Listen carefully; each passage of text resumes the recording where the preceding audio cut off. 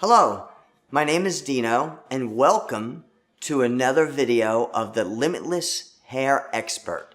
And for those who just have joined us, Limitless Hair Expert is a combination of hair expert advice for your hair, for any method of adding hair, in conjunction with expert advice about self-growth.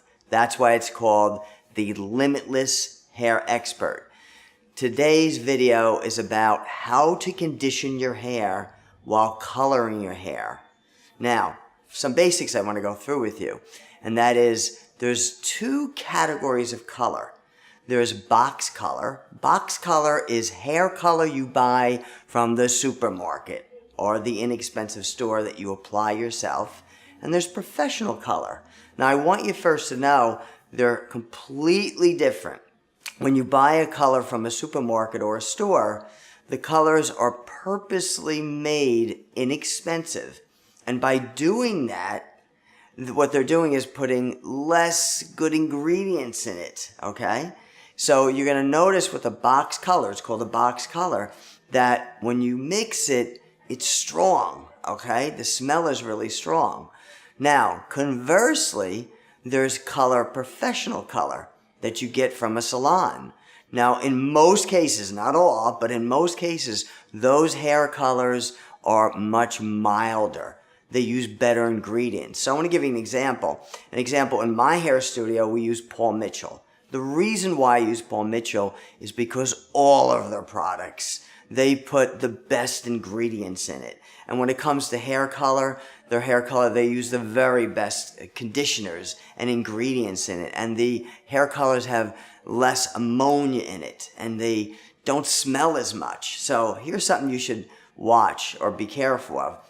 When you're mixing a hair color, whether you get it from a supermarket or a store, or whether you get it professionally, smell it a little bit. If it's really strong and it's making you squint like this, it means it's really harsh. Or if they apply it or you apply it and you're squinting and you're going like this because the smell's bothering your eyes, it means it's harsh. Conversely, if you put a color on and it's not smelling or giving you that stinginess in your eyes, it means it's less harsh. Now, I want you to know something. You can dilute colors, all right? Hair colors come in different volume peroxides, and you can lower the volume peroxide and still get results. Sometimes you have to higher it to get certain results in certain situations, but sometimes you can lower it to make it less strong on your hair, okay? Now, something else. If a hair color is stinging you and is bothering your scalp, there's a little trick. Whether you do this at home or whether you have it done professionally, get Sweet and Low. Believe it or not, sounds strange, but get Sweet and Low, liquid preferably, and you put a little bit of Sweet and Low in the color, 1 capful, all right?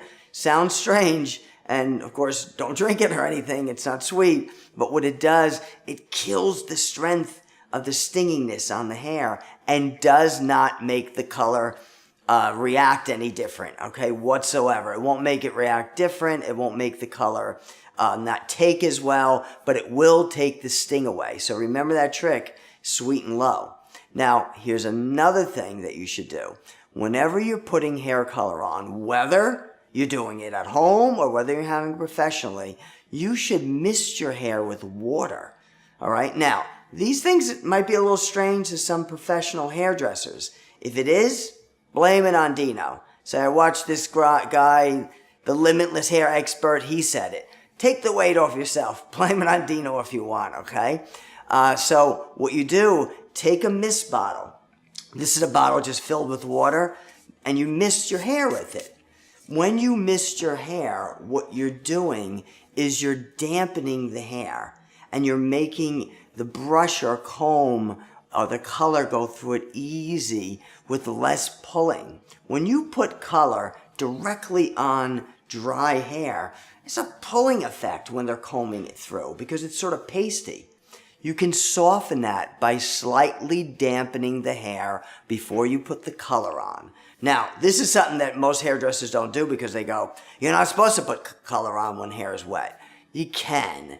It weakens the color, but in such a minute way, it doesn't matter. It doesn't take any less, but it will be more helpful and more conditioning. So what I want you to do is mist your hair, make it slightly damp, put a wide tooth comb through it.